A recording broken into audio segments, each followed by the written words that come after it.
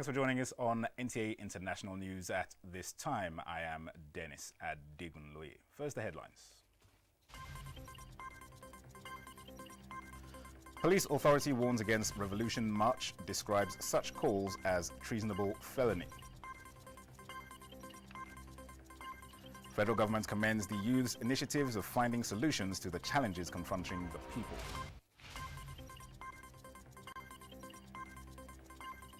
Efforts at strengthening border security underway as Army trains customs personnel on leather weapons handling.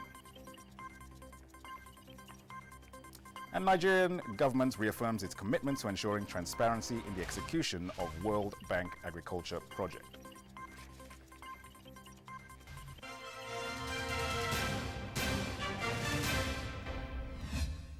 And we begin with security matters. The Nigerian police force says its attention has been drawn to a video circulating on the social media by the Global Coalition for Security and Democracy in Nigeria and others, inciting Nigerians home and abroad to join a planned revolution march against the government of the Federal Republic of Nigeria on Monday, 5th of August 2019, with the sole aim of forcing a regime change in the country. In a statement, at the instance of the force public relations officer, Frank Mba, police authority states unequivocally that the call amounts to treasonable felony and acts of terrorism and will therefore not stand idly by and watch any individual or group in the society causing anarchy in the land. While acknowledging the constitutional rights of Nigerians to embark on protests, the force emphasizes that such rights should not translate to a violent and forceful change of government, which clearly is the meaning of a revolution. The force points out that Nigeria, as a democratic republic, has constitutionally well-defined processes for change of government being exercised periodically during various cycles of elections. The force therefore warns the organizers, sponsors, allies, supporters, associates, and sympathizers of the group Global Coalition for Security and Democracy in Nigeria to, in their own interest, steer clear of any such planned protest, demonstration, acts of incitement, and proposed revolution, as the full wrath of the law will be brought to bear on any individual or group that engages the planned criminal act. And all the 5 persons kidnapped in J3 area of Ogbere in Ogun State, southwest Nigeria, have been rescued unhurt. A statement signed by the State Police Public Relations Officer Abimbola Oyeyemi indicates that the kidnapped persons regained their freedom this Saturday. Another set of more than 2,000 personnel of the Nigerian Customs Service have been trained by the Nigerian Army on weapons handling techniques. This is with a view to strengthening border security in the country. Ahmed Umar Kudan reports.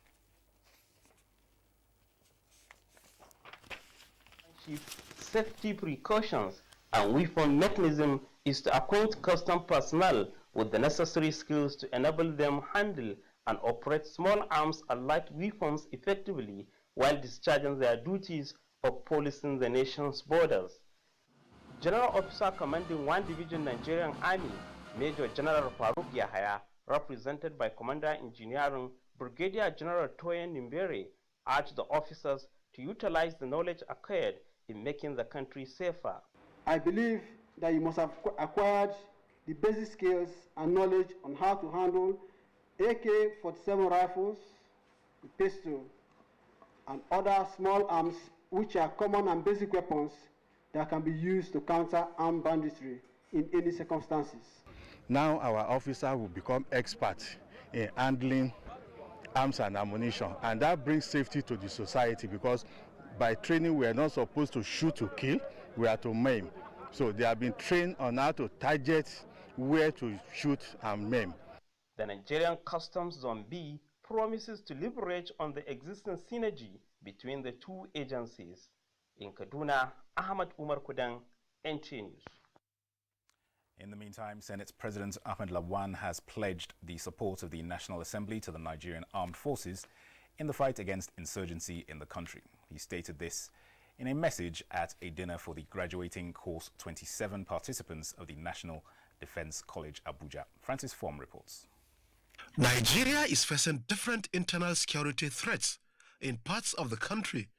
Though there are various military operations geared towards addressing this threat to socio-economic development, participants of Course 27 of the National Defense College have been equipped with necessary strategic leadership and interagency cooperation to ensure the success of joint military operations. It has been identified that political will is necessary, which the armed forces enjoys. The successful completion of this course implies that you are now better equipped for higher military or other national duties, and therefore other responsibilities. Remember, to whom much is given, much is expected. The course has been long, arduous, and challenging. However, I am pleased to say that the participants have all come out successfully. Other activities for the graduating participants of the Course 27 included a sensitization program for their spouses on the importance of family health and the home front. It is intended to broaden our minds on our enviable role as women in the health and well-being of our families. For the women, no knowledge is wasted as they pledge to support their husbands. The stress he has gone through, I've taught to pamper him, take care of him, and then take care of the children. Create a friendly environment for my husband. The right supplement I'm supposed to take, at what age and when I'm supposed to take them. So I'm really enlightened. The interest of the college is to build gallant soldiers. In Abuja, Francis from NTA News. On to other news now. Young people from 60 different countries have spent the last 2 days holding conversations and debates about the place of young people in the world in the 21st century. Commending the gathering, Vice President Yemi Osinbajo says it is inspiring that young people are now taking up the task of finding solutions to the challenges confronting the people and called on them not to relent. This was at a presidential dinner held in Abuja for the Global Youth Employment Forum and in honor of the visiting Director General of the International Labour Organization. State House correspondent Jide Onifade reports. Vice President Yemi Osinbajo notes that it is heartwarming hearing young people now talk about opportunities in their conversations around employment rather than the problems. The Vice President says youths only ask for what government is going to do to make it easier to do what they love doing. What I find is that young people already recognize what they already recognize that these times are challenging, but they are meeting those challenges with a great deal of energy, with a great deal of creativity, and with a great deal of optimism. And that we're seeing practically everywhere. And I'm glad to see that many of you young people here also have that same positive outlook, and you're looking at the future with a great deal of confidence. The environment, as Vice President Osinbajo explains, is dynamic, and that people too need to move along with it. Things are changing so quickly that even a lot of our policies are getting outdated, and we need to move along with some of the changes that we're seeing, especially some of the disruptive ideas that we're seeing all across the country. And this, I'm sure, is the same all over the world. Director General International Labour Organization, Guy Ryder, commends the Nigerian government for a warm reception. Where it seems to me dialogue is becoming more and more problematic. Dialogue of a social nature, dialogue between nations. To have young people convened, coming together and interacting in this way is in itself, I believe, of great value. In Abuja, Jide Onifade, NTA News.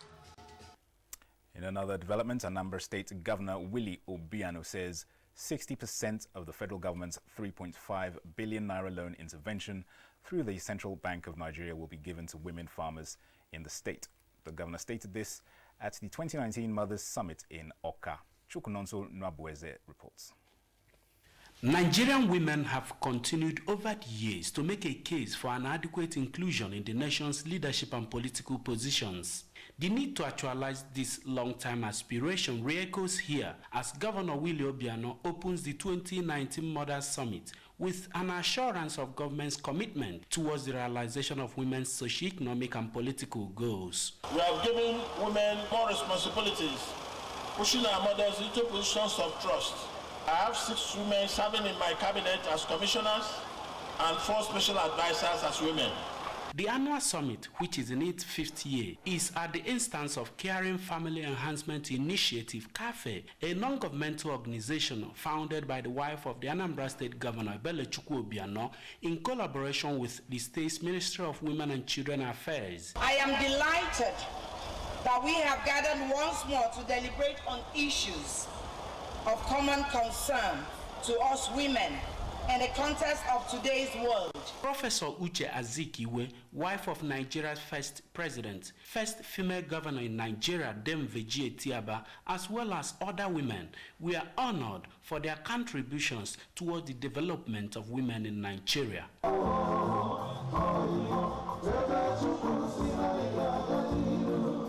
With the theme, Promoting Gender Balance and Social Values, this year's summit is expected to, among other things, re-energize women's interest in community development as well as set the agenda for the 2019 annual August meetings in the various communities across Anambra State. From the Alex Ekweme Square in Oka, I am Chukunonso Nwabueze, NTA News.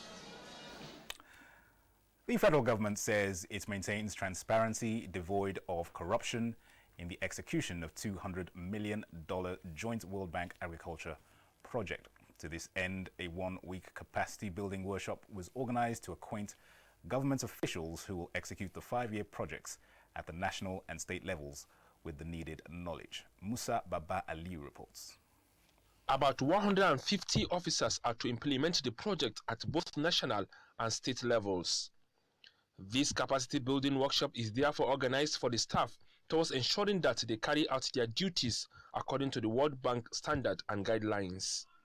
But with the information we're being equipped on, with the knowledge we're acquiring, it's going to be a very good guide for us so we don't run into problems. I've learned a lot, especially on the project document appraisal, that is the part, and also the project implementation manual. The different method used by the bank to disburse loans. The issue of transparency and accountability took the center stage at the training. To be accountable, to be transparent, to attach value to money, fit for purpose is my professional ethics, and I've also acquired more. I've been exposed more on this ethics. Transparency is one thing where whatever we do, we have a criteria, and whoever comes must meet the criteria of one, the Kano State government, the federal government, and the World Bank. So what we do, for example, we don't entertain a farmer who has not been registered by a recognized organization. The essence of this project facilitation training is to build the capacity of the PIUs so that they can effectively manage and implement the activities at the state level for us to achieve our project development objective. The project is designed to provide financial and logistics support to 60,000 farmers in the next 5 years. From Lagos, Musa Baba Aliyu, NTA News. Now, in view of the prompt intervention of the 2018 floods disasters by the National Emergency Management Agency, the United States Department of Agriculture, funded by USAID, has extended training to response units of the national and state emergency management agencies across the country. Ilyasu Ali Yakubu reports that the training is to consolidate on the gains of the 2018 floods response. The 2018 floods disaster may have ravaged about 34 states, with 9 states under a state of a national disaster. But the prompt intervention by NEMA is said to have reduced the number of casualties by more than 40% compared to that of 2012 floods disaster. These achievements were recorded due to the high level of training and retraining of NEMA staff on response and intervention. The training is geared towards enriching the response units of the 2 agencies to make them proactive in responding to disaster-related matters. With this knowledge, I can be able to impact a lot, and so many lives are going to be saved. The training is really very rich. it goes a long way to put us in shape in how we realize the goals of the agencies. Director General, National Emergency Management Agency, Mustafa Hajj, expressed gratitude to the United States of America and promised to make the 2019 flood intervention more proactive. We have really benefited from this training in 2018 flood. We didn't envisage we will have such kind devastating flood situation, but the moment it happened, it came to the thought of the management to deploy those trained, and they perform wonderfully on site. It's a baseline or foundation training, teaching students the principles and the basic organization of the incident command system and how it works on disasters. A simulation exercise on the intervention was displayed in readiness for any eventuality. In Abuja, Ilyasu Aliyakubu, NTA News. You are watching the news on NTA International, reaching you from Abuja, Nigeria. The news continues in just a moment after this break. Stay with us.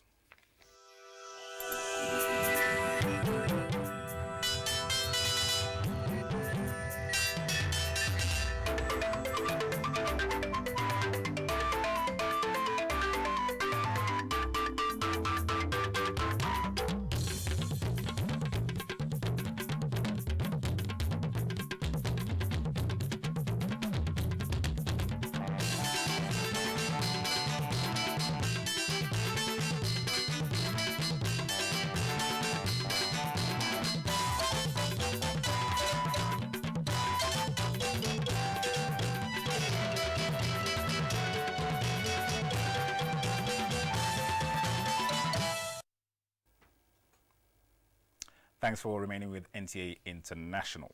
President Muhammadu Buhari greets Deputy Senate President Ovie Omo-Agege as he turns 56. The President felicitates with the National Assembly Senator Omo-Agege's friends and family and political associates on the auspicious occasion, urging him to stay focused in pursuing the interests of the nation and ensuring that his passion for helping the underprivileged in his constituency remains his priority. The President salutes the Deputy Senate President's courage and party loyalty, especially in his election as the first senator from Delta State to emerge as the deputy, and payment of the balance of the one-off terminal benefits for the workers who were disengaged in 2002 when the company was privatized. Payment, the Directorate advised ex-workers in the diaspora who did not take part in the verification and biometric capture in Jimeta, Yola, Adamawa State in February 2019 to visit PITAD headquarters Abuja or PITAD Northeast regional offices in Yola, Adamawa State when they return to the country to be verified. Let's take you to the Middle East now, where the National Hajj Commission of Nigeria has lodged pilgrims in 5-star hotels to prevent them from missing their way to designated points while in the Holy Land. Lami Ali reports on how the pilgrims are utilizing this opportunity. The annual Hajj pilgrimage in Saudi Arabia, observed in the first 10 days of the last month of the Islamic calendar, attracts more than 2 million people from across the Muslim world. Aside the Hajj rites, each pilgrim is determined to observe as many of the 5 daily prayers in a congregation as the 2 holy mosques in view of the blessings derived. It was in recognition of this that the National Hajj Commission of Nigeria secured accommodation for pilgrims in hotels located near the mosque. 16 5-star hotels in Markazia with a capacity of 15,093 bed spaces. 1, road traffic accidents. That has caused a lot of problem to Nigerians in those days. That's about 4 years ago. Again, insistent or big constant loss of pilgrims. Where we are living before is off Markazia. The pilgrims comment on this development. The other time we came, it used to be, a bus used to carry us to the mosque, but at this time it's a trackable distance and we can plan our programs. Nearness to Haram is excellent, and we have been observing all our 5-daily prayer in the mosque. Where they give you to stay is good, well, in near mosque. More than 30,000 Nigerian pilgrims have so far arrived the Holy Land for the 2019 Hajj exercise. In Medina, Kingdom of Saudi Arabia, Lami Ali, NTA News. President Muhammadu Buhari sends condolences to the Catholic Church over the killing of Reverend Father Paul Ofu, the priest of St. James's Greater Parish Catholic Church, Uboka, Enugu State. In a statement by the Senior Special Assistant to the President on Media and Publicity, Garba Shehu, President Buhari expresses deep shock and dismay over the killing of another priest, ordering a thorough manhunt for the killers and their immediate prosecution. The President commiserates with governments and people of Enugu State, family of Reverend Father Ofu, and members of the parish and all Christians. Describing the killing of the priest as barbaric and unwarranted, President Buhari assures the Catholic Church and all Nigerians that the fight against lawlessness and recklessness will be intensified as security of lives and property continue to top his priorities. The entire nation is shaken by the horrible assassination President Muhammadu Buhari says of the priest. The administration will continue to guarantee the freedom of religion and protect places of worship as well as the lives of citizens wherever they live. He added that his family should be condoled and blessed at this difficult time. Next is a quick check on Sunday's.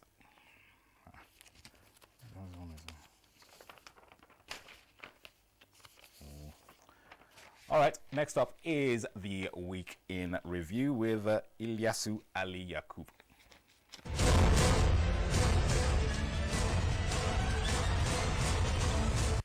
Glad to have you join me on this segment of the news. It is another edition of the program Week in Review, where we bring to your viewing pleasure stories that made headlines during the week. The national chairman of the All Progressive Congress, APC, Adams Oshomole, has expressed absolute confidence in the ability of the ministerial nominees which were screened by the National Assembly to successively drive the next level agenda for a greater Nigeria. Speaking to State House correspondent after an audience with President Muhammadu Buhari, Oshomole assured Nigerians of value addition to governance in the country. Following a prescription order issued by the Federal High Court in Abuja on the Islamic Movement of Nigeria, the Buhari Media Organization has said some Nigerians got their facts wrong, especially on some of the remarks being made. In a statement, the group said it is instructive that most of the critics of the prescription order are from a section of the country. It pointed out that as stated by the presidency, the prescription order does not amount to a ban on Shiites from carrying out their religious obligations. Still in the week under review, the Independent National Electoral Commission (INEC) has closed its case at the Presidential Election Petition Court. The nation's electoral umpire said it was closing its case without calling any witnesses.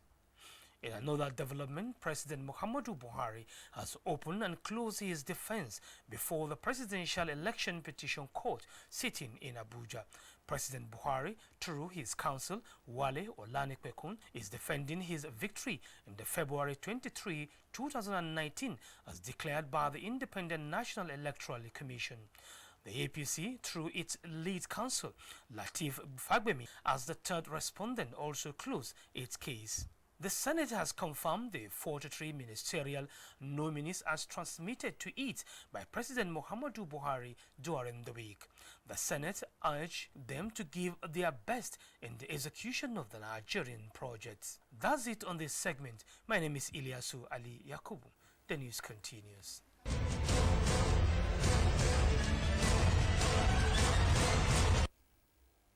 All right, thank you, Ilyasu. Now for stories from the foreign scene, Musa Baba Aliu is our guide.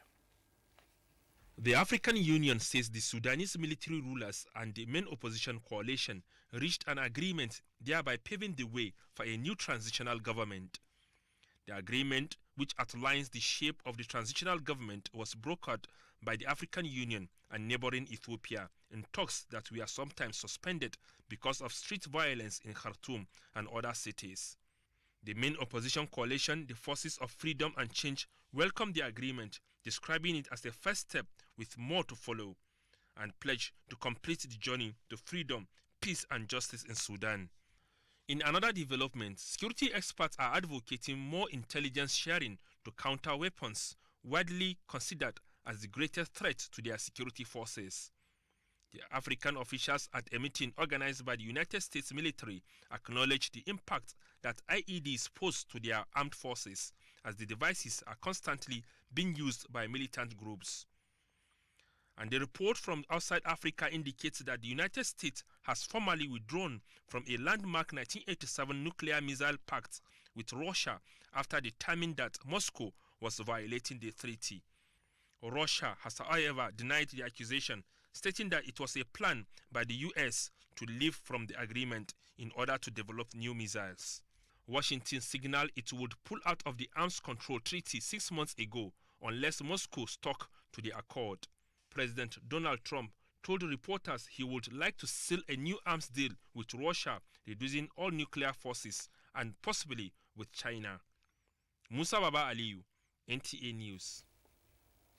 And news from the foreign scene concludes NTA International News at this time. Many thanks for watching. I am Dennis at Digundoye.